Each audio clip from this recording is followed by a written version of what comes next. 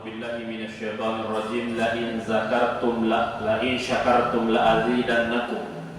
Kata Allah, jika engkau mensyukuri nikmat yang kuberikan, la azidannakum, maka akan kutambahkan. Contoh, kita bersyukur, ya Allah, alhamdulillah tahun ini saya sudah memiliki satu motor.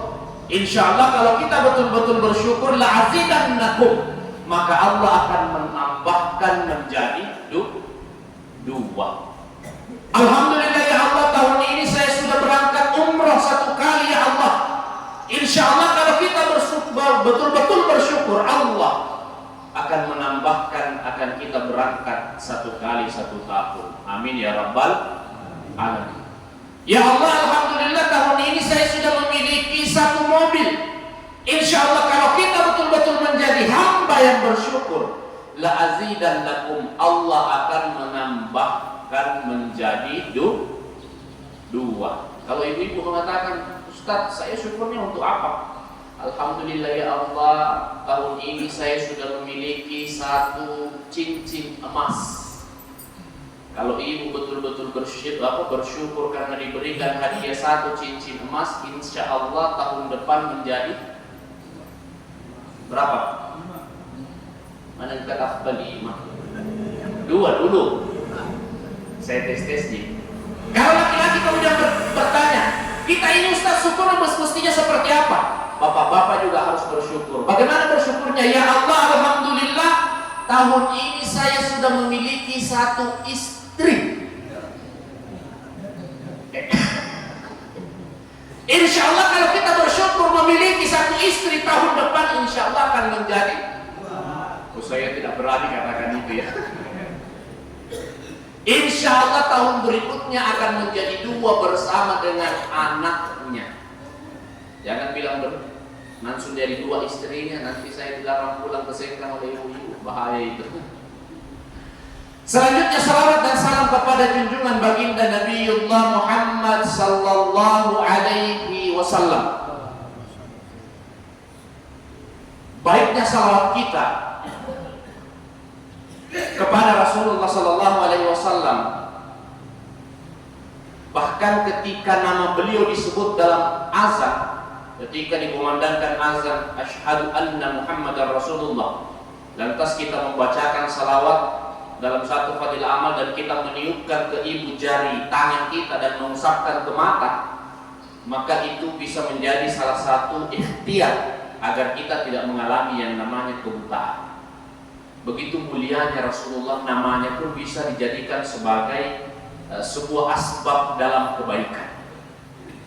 Bapak Ibu yang dimuliakan oleh Allah Subhanahu wa taala, melanjutkan pembahasan kita tadi malam tentang golongan manusia yang dimaksud oleh Imam Ghazali, tentang 4 golongan manusia, karena dalam Al-Qur'an dikatakan inna khalaqnakum min dzakari wa untha wa ja'alnakum syu'uban wa qaba'ila, dan seterusnya.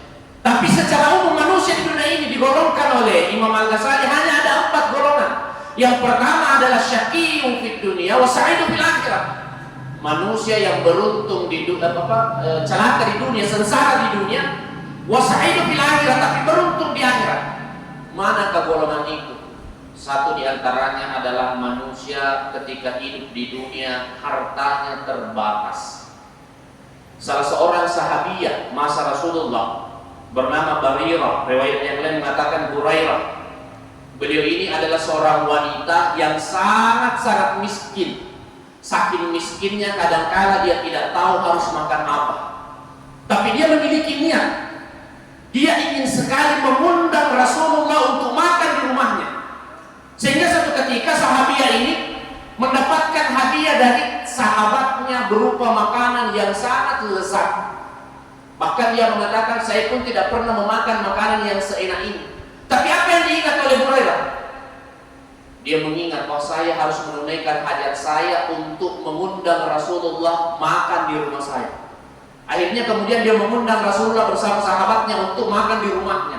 Sampai di rumahnya, Hurairah kemudian mengatakan, ini adalah sedekah dari sahabat saya ingin berikan kepada Rasulullah. Sehingga ada sahabat yang mengatakan, wahai Hurairah, ketahuilah, Nabi itu dilarang memakan dari zakat dan sedekah. Nabi itu tidak boleh memakan sedekah. Nabi itu tidak boleh memakan zakat. maka dengan tersenyum Rasulullah Sallallahu Alaihi Wasallam mengatakan, betul, milik Barirah ini adalah sedekah untuknya, tapi setelah menjadi miliknya maka dia menghadiahkan kepadaku, bukan menyedekahkan tapi menghadiahkan, sehingga Nabi pun memakan. Coba kalau kita melihat, Barirah ini tidak pernah makan makanan yang selesai itu, bahkan makan pun kadang-kala berpikir dia tidak tahu mau makan apa, tapi begitu dia memiliki makanan, dia mengingat sesamanya, bahkan dia mengingat Rasulullah Sallallahu Alaihi Wasallam. Contoh yang lain, ada salah seorang sahabat yang bernama Abu Dujana. Sahabat ini sudah lebih dari 1 bulan diperhatikan oleh Nabi, tidak begitu selesai salam salat subuh langsung kembali ke rumahnya. Selesai salam langsung kembali, selesai salam langsung keluar dari masjid. Sampai lebih dari 1 bulan Nabi pun menyampaikan kepada Abu Bakar, wahai Abu Bakar, tunggulah Abu Dujana setelah selesai salat subuh, sampaikan kepadanya bahwa saya ingin berbicara. Saya ingin berbicara, kata Rasulullah. Sayyidina Abu Bakar pun menunggu Abu Dujana di depan Masjid Nabawi dan mengatakan, wahai Abu Dujana, janganlah dulu engkau pulang ke rumahmu, karena Nabi ingin bertemu dan berbicara denganmu. Maka Abu Dujana pun menunggu, karena Nabi itu luar biasa Bapak Ibu sekalian. Begitu ada sahabat, karena di Masjid Nabawi itu yang luasnya sekarang itu raudhah baina baiti wa minbari raudhah min riyadil jannah, kata Nabi, antara rumahku dengan mimbarku adalah taman dari taman surga. Itu luasnya Masjid Nabawi. Jadi Nabi itu begitu balik, nah itu sunnahnya, sama seperti yang dilakukan guru kita Pak Kiai Muda Syamsul Rijal, balik melihat saf. Kenapa? Itu salah satu sunnah yang dilakukan oleh Rasulullah Sallallahu Alaihi Wasallam ketika menjadi imam. Jadi kalau ada tempat yang kosong, Nabi tahu, oh ini sahabat yang tidak datang, oh ini sahabat yang cepat pulang. Begitu setelah selesai salat subuh, selesai wirid dan berdoa, Rasulullah menemui Abu Dujana dan mengatakan, apa yang menyebabkan engkau terlalu cepat pulang? Kenapa tidak tinggal berzikir? Kenapa tidak tinggal berdoa? Kenapa begitu selesai salam langsung engkau pulang ke rumahmu? Apa kata Abu Dujana? Ya Rasulullah, sekarang adalah musim panas. Artinya kalau musim panas itu di Madinah adalah musim berbuahnya kurma. Karena di Madinah itu ada 2 musim, ada musim dingin yang dinginnya betul-betul sangat dingin, ada musim panas yang panasnya betul-betul sangat panas. Kalau di musim dingin itu akhir bulan 11 sampai awal bulan 3, puncaknya di bulan 1 sampai kadangkala di bawah 10 derajat. Kalau musim panas dari akhir bulan 3 sampai akhir bulan 10, itu puncaknya sampai mencapai lebih dari 50 derajat. Pada saat itu betul-betul musim panas, musim berbuahnya kurma. Kata Abu Dujana, ketahuilah ya Rasulullah, selesai salam saya kembali ke rumahku, karena 1 bulan yang lalu saya tinggal di masjid. Begitu saya kembali, saya mendapatkan anak saya memungut buah kurma dari pohon yang jatuh dari kurma tetangga saya. Karena kata Abu Dujana, ada tetangga saya yang memiliki pohon kurma di perbatasan, tapi masuk area rumahnya. Pemiliknya adalah tetangga saya. Ketika buahnya jatuh, ya Rasulullah, anak saya memungutnya dan mau memakannya. Kenapa? Karena saya adalah orang yang miskin. Sehingga saya kembali cepat ya Rasulullah, karena pernah saya dapatkan anak saya. Begitu saya sampai di halaman rumah saya mendapatkan anak saya memungut kurma itu dan memasukkan ke dalam mulutnya. Kemudian saya mengambil dari dalam mulutnya. Anak saya menangis, tapi saya katakan, wahai anakku, meskipun kita miskin, jangan buat malu di hadapan Allah di hari kemudian. Jangan kau masukkan makanan yang haram di dalam perutmu. Coba orang yang miskin tapi kemiskinannya tidak menjadi alasan, oh saya tidak punya uang, saya tidak punya kemampuan, saya tidak bisa, saya tidak bisa, saya tidak bisa. Dalam hadis qudsi dikatakan Allah itu berada di anggapan hambanya. Kalau kita mengatakan bahwa saya miskin, miskin betul itu. Mengatakan tidak bisa betul itu. Saya mengatakan tidak mampu betul itu. Maka selalu ucapkan, saya bersama dengan Allah. Insya Allah Allah akan menjadi penolong apapun hajat kita. Karena sekarang itu Bapak Ibu sekalian, kadangkala kita melakukan sesuatu yang haram tanpa kita sadari. Contoh, kita datang ke masjid, kebetulan kebetulan kita datang ke masjid pakai sepatu atau sandal yang tidak bisa terkena air atau anti air. Begitu sampai di tangga masjid, kita bukalah sandal kita bukalah sepatu kita, memakai sandal yang ada di depan pintu masjid yang bukan punya kita. Biasa begitu. Biasa toh? Pertanyaan saya, kalau kita pakai sandal pergi berwudu, kemudian kembali lagi dan sandalnya orang-orang basah, kita pakai tanpa meminta izin, itu halal atau haram? Halal atau haram? Coba itu yang kadang kita tidak sadari. Contoh yang lain, kalau kita pergi pengantin, berangkat tidak bawa apa-apa, pulang bawa daging sekilo. Ada yang biasa begitu kan?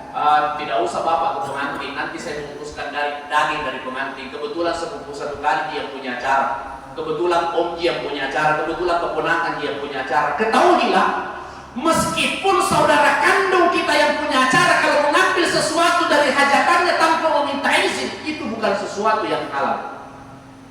Bukan sesuatu yang halal, meskipun saudara kita yang punya acara. Apa sih susahnya meminta izin?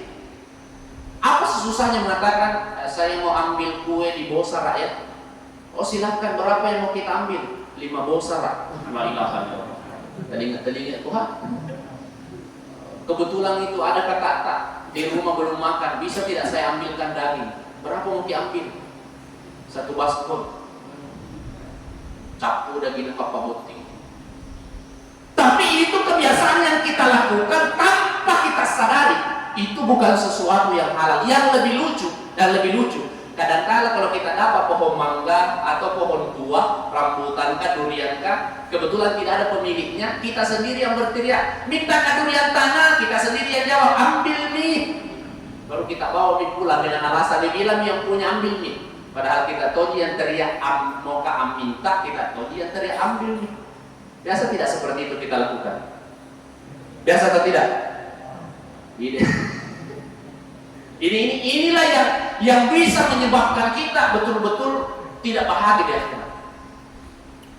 Kalau kita mampu menjaga apa yang masuk ke dalam perut, kita mampu menjaga apa yang masuk melalui minuman, melalui makanan, bahkan yang kita pakai sesuatu yang halal, bisa jadi kita miskin di dunia, tapi kita orang terkaya di hadapan Allah nanti di hari kemudian. Bisa jadi kita orang yang pas-pasan, hidupnya kadang-kadang bisa sarapan tetapi tidak bisa makan malam, tapi di hadapan Allah nanti kita bisa memakan apapun yang kita inginkan dan yang kita minta. Selanjutnya, yang kedua kata Imam Ghazali, ada golongan manusia yang sa'idu fid dunya wa syaqiyyun fil akhirah. Ada manusia yang beruntung di dunia tapi celaka di akhirat. Siapa itu? Orang kaya yang pelit, orang kaya yang tidak mau mengeluarkan zakat, orang kaya yang tidak mau bersedekah, orang kaya yang tidak mau berinfak. Memang di dunia memiliki pangkat, memang di dunia memiliki jabatan, memang di dunia memiliki banyak aset, memang di dunia memiliki banyak harta. Tapi demi Allah, sebesar apapun harta kita, sebanyak apapun uang kita, setinggi apapun pangkat dan jabatan kita, ketika tidak sholat, demi Allah di hadapan Allah kita tidak memiliki arti apa-apa. Sekaya apapun di dunia, setampan secantik apapun di dunia, kalau tidak sholat, mohon maaf, di hadapan Allah kita lah orang yang paling hina. Karena banyak orang yang seperti itu, selalu mengatakan seandainya bukan saya, seandainya tidak begini, seandainya. Akhirnya susah keluar uangnya, susah keluar rezeki yang dititipkan Allah kepadanya, karena dia beranggapan atas usahanya sendiri. Tidak pernah berpikir bahwa semua yang terjadi la haula wala quwata illa billah. Itu yang kedua. Yang ketiga, ada golongan manusia yang sa'idu fid dunya wa sa'idu fil akhirah. Ada manusia yang beruntung di dunia, lebih beruntung lagi di akhirat. Di dunia dia memiliki pangkat, di dunia dia memiliki jabatan, di dunia dia memiliki kedudukan, di dunia dia memiliki harta, bahkan di dunia dia memiliki ketampanan, kecantikan, tapi itu menjadi asbab semakin dekat dia dengan Allah Subhanahu wa taala. Jabatan yang diberikan oleh Allah digunakan untuk memperbaiki manusia. Harta yang diberikan oleh Allah dibelanjakan di jalan yang disenangi oleh Allah Subhanahu wa taala. Ketika ada yang butuh sumbangan, dialah yang nomor satu. Ketika ada pengumuman membutuhkan sedekah, dia berusaha sumbangan yang paling banyak. Orang kaya seperti ini sama dengan salah satu kaumnya Nabi Musa. Ada sepasang suami istri datang ke Nabi Musa, "Ya Musa, mintakanlah saya kekayaan kepada Allah walaupun hanya 1 tahun. Kalau sudah cukup 1 tahun, silahkan Allah ambil kembali."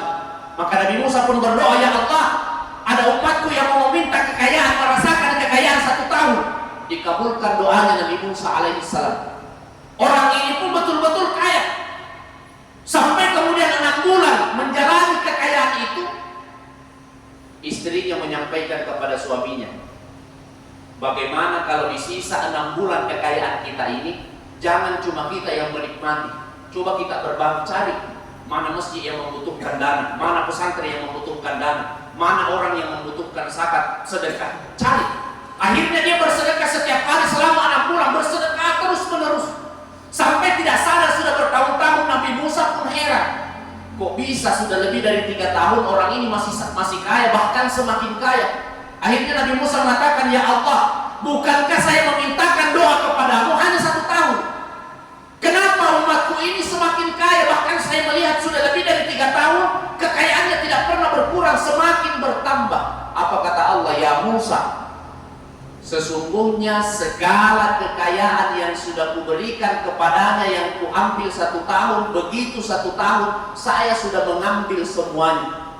Saya sudah mengambil semuanya. Yang tersisa itu adalah buah dari kebaikan dan belanja harta yang melalui sedekahnya." Itu satu bukti Bapak Ibu sekalian dimuliakan oleh Allah. Kalau ada orang kaya kemudian dermawan, itulah orang yang sa'idu fid dunia wa sa'idu fil akhirah. Beruntung di dunia dan beruntung di akhirat. Mudah-mudahan kita semua menjadi golongan ini. Kita kaya di dunia, kaya juga di akhirat. Kita memiliki harta di dunia, memiliki juga harta di akhirat. Golongan yang keempat, kata Imam Al-Ghazali, ada manusia yang syaqiyun fid dunia wa syaqiyun fil akhirah. Sengsara di dunia, sengsara di akhirat. Kalau penyampaian saya biasanya mengatakan orang seperti ini adalah alinatuna mubaddi, alinatuna kasiasi, alinatuna dinas sempajang, alinatuna majatap panah. Halaman sudah miskin, sudah putus asa, tidak mau ibadah, jelek lagi mukanya, tidak ada kelebihannya. Semuanya mengeluh dan terus mengeluh. Orang yang seperti ini kita kira celaka di dunia, lebih-lebih celaka nanti di akhirat. Kenapa? Kemiskinannya menyebabkan dia kufur kepada Allah. Kemiskinannya dia menyebabkan dia jauh dari Allah. Kemiskinannya menyebabkan dia tidak menjemput pahala yang disediakan oleh Allah kepada orang-orang yang diberi kekurangan harta dengan sabar dan sholatnya.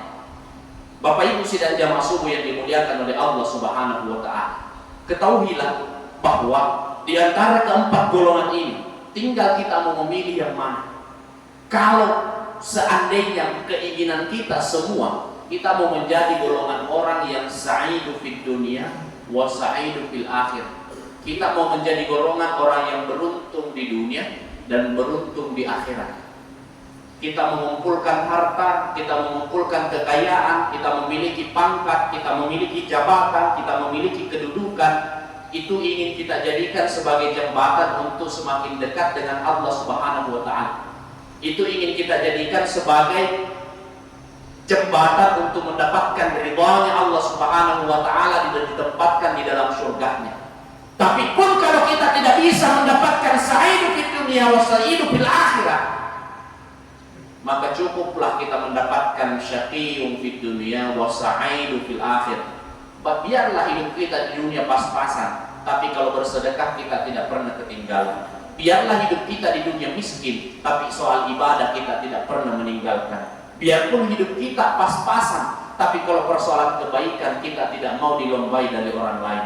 Kalau persoalan kebaikan kepada sesama, kitalah orang yang paling ingin membantu sesama. Meskipun tidak bisa membantu dengan harta, kita membantu dengan kekuatan. Meskipun tidak bisa membantu dengan kekuatan fisik, minimal kita membantu dengan doa.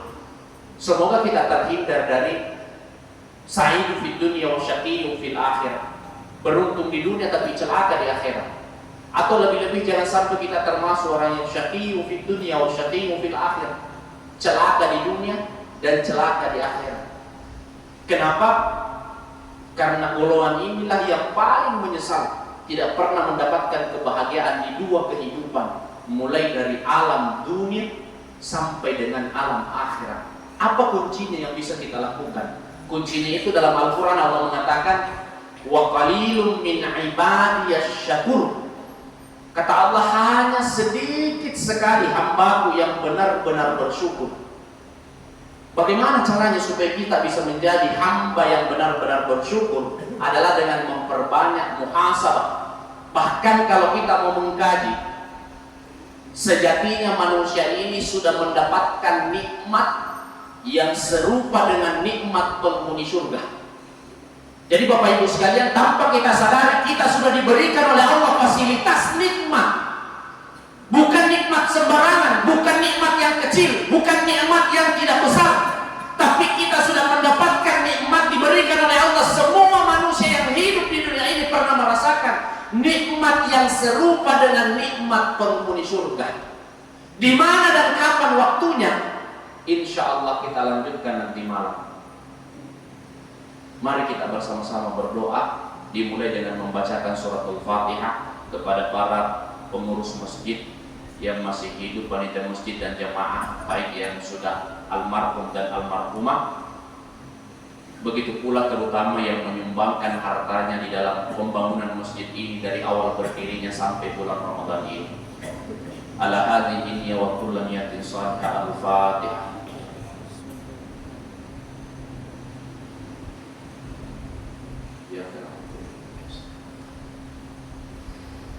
Alhamdulillah Rabbil Alamin, hamdan syakirin, hamdan na'imin, hamdan yuafi ni'mahu wa yukafi mazidah. Rabbana lakal hamdu wa lakal syukru kama yanbaghi li jalali wajhikal karim wa azimi sultan. Allahumma salli wa sallim ala sayyidina Muhammad wa ala alihi wa ashabihi ajma'in. Allahumma ighfir lana wa liwalidina warhamhuma kama rabbayana shighara. Allahumma arinal haqqa haqqa warzuqna ittiba'ahu wa arinal batila batila warzuqna ijtinabah. Allahumma rzuqna ziyaratal haramain al-Makkahul Mukarramah wal Madinatul Munawwarah. Allahumma anzurhum ikhwana fi Filistin wa hassa fi Gazzah. Rabbana hab lana min azwajina wa dhurriyyatina qurrata a'yuni waj'alna lil muttaqina imama. Rabbana la tuzigh qulubana ba'da idh hadaytana wa hab lana min ladunka rahmah innaka antal wahhab. La ilaha illa anta subhanaka inna kunna minadh dhalimin. Allahumma barik lana fi Ramadan. Rabbana atina fid dunya hasanah wa fil akhirati hasanah wa qina adzaban nar bi barakati suratul Fatihah.